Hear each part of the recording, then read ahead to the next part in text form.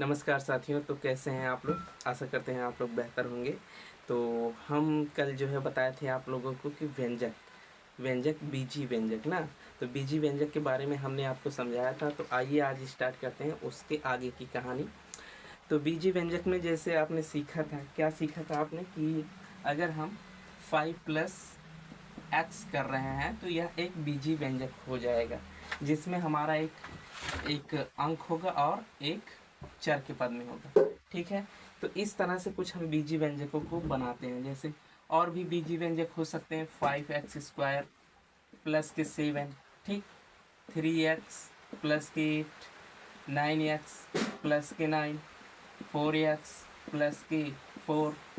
तो इस तरह के पद को, इस तरह के व्यंजक को हम कहते हैं बीजी व्यंजक। ठीक है, जिसमें जो है अंक और जो चर पद होते हैं, अचर पद होते हैं, वो शामिल होते हैं। ठीक है, तो आज हम सिखाने वाले हैं आपको, इसको इरेज कर देते हैं। आज हम आपको सिखाने वाले हैं चर पद और अचर पद।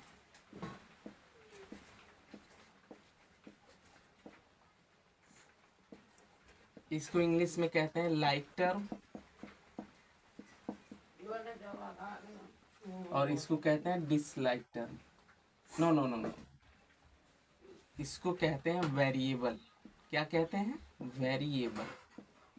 और इसको कहते हैं नॉन वेरिएबल।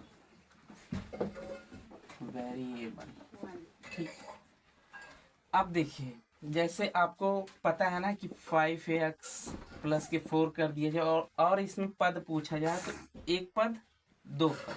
ठीक, अगर आपको 7x दिया जाए तो ये दो पद। तो पद से मतलब क्या है कि उसका खुद का अपना मान। ठीक है, उसका खुद का अपना मान, इसका भी अपना मान है। तो ये जो मान होते हैं, जिनका कुछ वैल्यू होता है, उसको हम कहते हैं पद। अब उसी में आता है चर पद और अचर पद। तो चर पद क्या होता है, अचर पद क्या होता है, आइए इसके बारे में जानते हैं। तो चर पद वे नंबर होते हैं या वे संख्याएं होते हैं जिनका मान बदल जाता है, जिसका मान बदले, इसका मान बदले और इसका मान ना बदले। ठीक, फॉर एग्जाम्पल जैसे मान लो हमने कहा कि क्या आप जो है मान लेते हैं, हमने कहा आपको जो है कि क्या आप शाकाहारी भोजन करते हैं। तो जो शाकाहारी भोजन करते हैं वो कहेंगे कि हाँ, हम लोग शाकाहारी भोजन करते हैं। लेकिन कुछ लोग ऐसे होंगे जो कहेंगे कि हम शाकाहारी भोजन करते हैं, और जैसे ही आप देखते होंगे बारात में या शादी विवाह में शाकाहारी भोजन करने वाला जो है मांसाहारी भोजन कर रहा है, तो वो देखो चेंज हो गया ना, उसका मतलब जो खाने का जो बिहेवियर है वो चेंज हो गया। मतलब वो शाकाहारी से मांसाहारी पे आ गए। जैसे ही उसको मांस वगैरह दिखा तो उसको जो है अच्छा लगा, तो वो बदल गया। लेकिन जो शाकाहारी है और वह शाकाहारी वाला नहीं भोजन खा रहा है, मतलब मांस नहीं खा रहा है, वो शाकाहारी पे ही डिपेंड है, तो वो नहीं बदलेगा। तो वो नॉन वेरिएबल में होगा और जो बदलेगा वो वेरिएबल में होगा। ठीक, आप इस तरह से समझ सकते हैं। अब इसी बात को आप नंबर में समझिए। तो नंबर में जैसे हमने कहा कि मान बदले, तो आप हमेशा याद रखिए कि जो जिसका मान बदलता है वो हमेशा अल्फ़ाबेटिकल फॉर्म में होते हैं। किस फॉर्म में होते हैं? Alphabetical form. और जिसका मान ना बदले वो नंबर्स में होते हैं, नंबर्स में। ठीक है, अब अल्फ़ाबेटिकल फॉर्म क्या होता है? ए से जेड तक ना। जैसे हमने कहा ए, ज़्यादातर हम इसमें स्मॉल लेटर यूज़ करते हैं। तो ए, मान लो ए टू जेड तक, और इसमें नंबर्स 1 टू इनफाइनाइट तक, मतलब अनंत संख्याएं होती है, 0 भी ले सकते हो। ठीक है, तो अब देखिए, अब जैसे इसमें हमने ए बराबर 1 रखा, आप कहोगे ठीक है सर, ए का मान 1 है। तो कोई और व्यक्ति आया, वो बोला नहीं, ए का मान 100 है। ठीक, तो देखो इसका मान चेंज हो रहा है। एक व्यक्ति और आया, उसने बोला ए का मान 1000 है। तो हम यहाँ पे ए का मान कुछ भी रख सकते हैं। लेकिन यहाँ आप कभी भी ऐसा नहीं कहते हो कि 0 बराबर 1 होता है ना, 0 बराबर 1 नहीं होता है, 0 बराबर 1 नहीं होता है, 0 बराबर 0 ही होता है।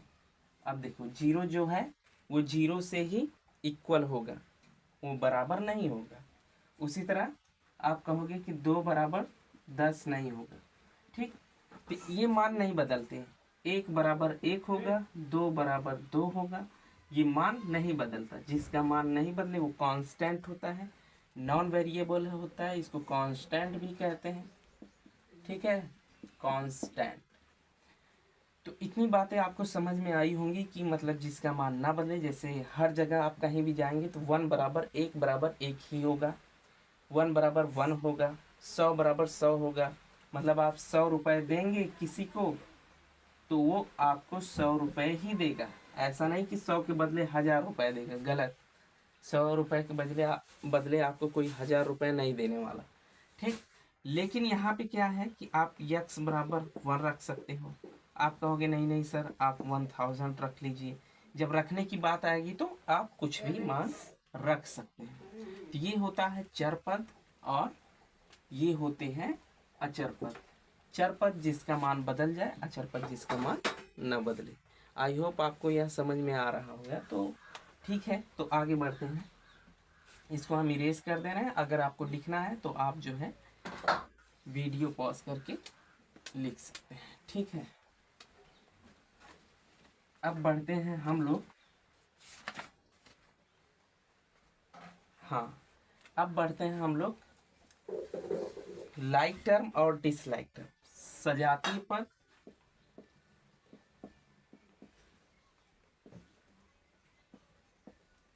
और विजातीय पद।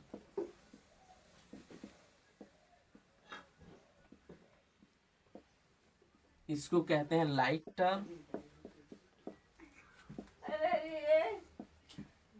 और इसको कहते हैं डिसलाइक टर्म, डिसलाइक टर्म, ठीक है। लाइक टर्म और डिसलाइक टर्म। तो ठीक है दोस्तों, तो हम सीखने वाले हैं लाइक टर्म और डिसलाइक टर्म। जैसे आपने अभी तक देखा कि अगर यक्स है तो यक्स प्लस 2 है, यहाँ तक तो ठीक है, ये बीजी व्यंजक हो गया।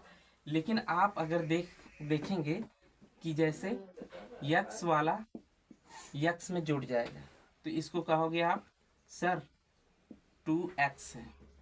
अगर हम कहें y प्लस के y, आप कहोगे 2y। तो हमने कहा कि y प्लस y 2y होता है और x प्लस x 2x होता है। उसी तरह अगर हम कहें x प्लस y तो आप देखेंगे यह नहीं जोड़ेगा, ठीक। तो जो सेम सेम हो, मतलब एक जैसे हो, तो उसको हम कहते हैं लाइक टर्म। और जो डिफरेंट हो, जैसे डिफरेंट में x प्लस वाई, ये होते हैं डिसलाइक टर्म। अभी भी अगर आपको नहीं समझ में आए तो आप ऐसे समझ लीजिए, अगर x वाला है तो x वाले में ही जुड़ेगा, ठीक। तब तो हम कहेंगे जैसे यहाँ पे तो 2x हो गया। लेकिन यहाँ पे देखिए x वाला y में नहीं जुड़ रहा है, इसको बस इतना ही लिखा जाएगा। और जो है जैसे x प्लस वाई प्लस के z, देखिए ये जो है इसमें नहीं जुड़ेगा। लेकिन वहीं पे अगर हम x plus x plus x plus x कर दें तो ये जुड़ जाएगा। देखो 1 2 3 4 कितना हो गया 4x, ठीक। तो ये जोड़ में था ना, ये जोड़ है। वैसे घटाना भी होगा, तो जैसे मान लो ढेर सब व्यंजक है ना, जैसे x प्लस के y प्लस के z प्लस के x प्लस के x प्लस के y प्लस के y। अब देखिए इस क्वेश्चन को थोड़ा ध्यान से देखिएगा, जो सेम सेम है और प्लस में है उनको एक साथ लिखिए। और y वाला कहीं है, हाँ यहाँ पे plus y plus y plus y और क्या बचा z, तो z भी लिखेंगे। अब जो सेम सेम है वो एक साथ जुड़ जाएंगे तो कितना होगा 3x और यहाँ पे कितना होगा प्लस के 3y और क्या बचा प्लस के z। तो इतना ही हम देखेंगे, मतलब इतना ही आएगा आंसर। तो ये हो गए, जो सेम सेम था वो सजाती पद और जो डिफरेंट था वो विजाती पद। ठीक, उसी तरह ये जिस तरह से जोड़ में होता है उसी तरह से गुणा में भी होगा। तो गुणा में भी देख लेते हैं। अब देखिए गुणा में आपको एक बात समझना पड़ेगा, जैसे हमने लिखा यक्स। अब यक्स के पास 1 है और इसकी घात भी 1 है। ठीक, क्योंकि कोई भी नंबर होता है उसका अपना जो पद होता है वो पद के अनुसार अपने पास एक अकेला स्वयं होता है ना, तो उस स्वयं के लिए हम 1 लगाते हैं। अगर हम इसमें मल्टीप्लाई 1 का करें तब हमें यक्स मिलेगा। आई होप आप समझ रहे होंगे। अगर हम कहें 1 मल्टीप्लाई वाई तो हमें क्या मिलेगा, वाई मिलेगा। ठीक, अब इसमें एक बात और, जैसे आधार और घातांक और गुणांक, ये 3 बातें आपको समझना पड़ेगा। गुणा में अक्सर यही आता है ना। तो हमने कहा कि जैसे यक्स है, इसकी घात 1 है और इसमें 1 का गुणा करेंगे तो हमें क्या मिलेगा, यक्स और घात 1, क्योंकि 1 गुणे यक्स बराबर 1। और 1 को चाहे लिखो चाहे ना लिखो, वो आपके ऊपर डिपेंड करता है। लेकिन नहीं लिखा है फिर भी यहाँ पे 1 छिपा रहेगा और इसकी घात भी छिपा रहेगा। तो मान लो घात कितना है 1 और गुणांक कितना है 1। तो आधार कितना हो जाएगा, आधार देखिए वही है जिस पर गुणांक है और घातांक है। तो आधार आपका यक्स है, गुणांक नहीं घातांक 1 है और गुणांक 1 है। उसी तरह अगर हम कहें 2x की घाते 1, तब आप कहोगे कि आधार कितना है, यक्स है, घातांक 1 है, 1 है, गुणांक 2 है। इतनी बातें आप कहते हो, ठीक है।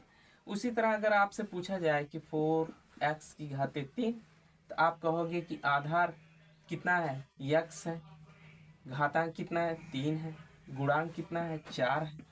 तो देखिए ये सामने वाला जो नंबर होगा वो गुणांक होगा और ये इस पर जो छत के जैसा बना हुआ है ये हमारा घातांक होगा और जिस पर ये सब जुड़े हैं वो आधार होगा। ठीक है, तो ठीक है आगे बढ़ते हैं। आधार और गुणांक घातांक ये तीनों बातें आपको समझ में आई होंगी। तो अब हमने जैसे कहा यक्स गुणे यक्स। अब देखिए इसके पास गुणांक कितना है 1, गुणांक कितना है 1, घातांक कितना है 1, 1।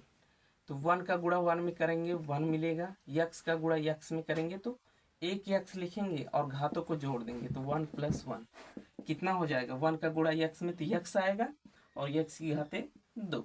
ठीक, उसी तरह अगर आपको 2x गुणे यक्स किया जाए तो घाते 1 1 है, गुणांक यहाँ पे कुछ नहीं है तो 1 है, 2 × 1 2 और यक्स का गुणा यक्स में होगा, घाते जुड़ जाएंगे 1 + 1 तो कितना हो गया 2x²। ठीक, उसी तरह अगर मान लो 3x गुणे 4x²। अब देखिए इसके पास घात 1 है और यहाँ नंबर जो है गुणांक डिफरेंट है, तो 3 चौके 12 और यक्स का गुणा यक्स में होगा तो एक यक्स लिखेंगे, घातों को जोड़ेंगे तो 1 + 2 तो कितना होगा 12 x की घाते 3। ठीक, अब देखिए ये तो समान पद था, लाइक टर्म थे, मतलब सेम जो है नंबर्स थे, मतलब यक्स थे वेरिएबल। तो इनका जो गुणा करेंगे तो घाते जोड़ जाएंगे। उसी तरह डिसलाइक में क्या होता है, वो घाते नहीं जुड़ेंगी, बस वो सेम टू सेम वैसे ही लिखेंगे जैसे हमने यक्स का गुणा वाई में किया। तो इसकी भी घात 1 है और गुणांक 1 1 है, तो 1 का गुणा 1 में करेंगे 1 1 को लिख, ठीक है अभी रहने देते, और यक्स का गुणे यक्स वाई लिखेंगे। ठीक, घातों को नहीं जोड़ेंगे। उसी तरह जैसे मान लो x² गुणे y², तो यहाँ पे 1 1 है, 1 का गुणा 1 1 होगा और 1 को लिखो चाहे ना लिखो, और नंबर होंगे तो लिखेंगे, ऐसा नहीं है। तो x² y² ऐसे हम करेंगे। उसी तरह अगर 3x गुणे 4y हो तो तो अंकों का तो गुणा करेंगे, लेकिन यहाँ पे एक्स वाई लिखेंगे। 3 चौके 12 एक्स वाई। ठीक, और यहाँ पे ले लेते हैं। अगर हमने कहा 4 एक्स की घाते 3 गुणे में 5, अब देखो वाई मान लो, तो 5 मतलब 4 5 20, और यहाँ पे एक्स क्यूब है तो क्यूब ही रहने देंगे और वाई लिखेंगे। तो इस तरह से आप जो है सवालों को सॉल्व करते हैं। आई होप इतना समझ में आया होगा। तो आपके लिए कुछ वर्क है, बाकी आप जो है सॉल्व करके कमेंट में बता दीजिएगा आपको क्या क्या बताना है। लाइक टर्म, डिसलाइक टर्म पहले तो आपको अलग करना है।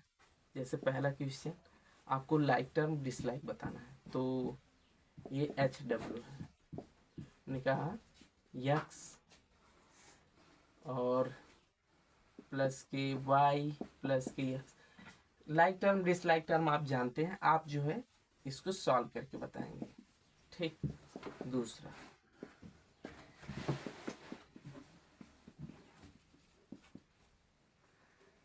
बस, तीसरा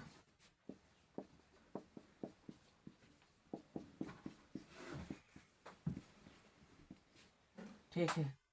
3 सवाल इधर, और डिसलाइक टर्म में इसमें लाइक टर्म डिसलाइक टर्म दोनों आ गए हैं।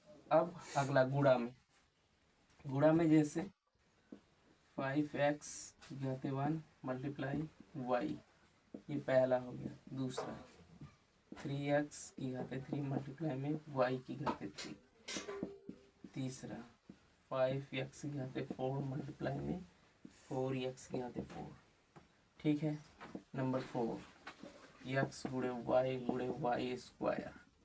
ठीक है, जो सेम रहेगा उसी की घाते जो है जुड़ेंगे। एक्स स्क्वायर गुणे वाई स्क्वायर गुणे वाई स्क्वायर। ठीक, तो आप इन सवालों को सॉल्व करके बताएंगे। और ये था जोड़ और ये था गुणा। अब आपके पास क्या बचा? घटाना और भाग। तो उसको भी आइए समझ लेते हैं। एक काम करते हैं, हम उससे नेक्स्ट वीडियो में कवर करते हैं।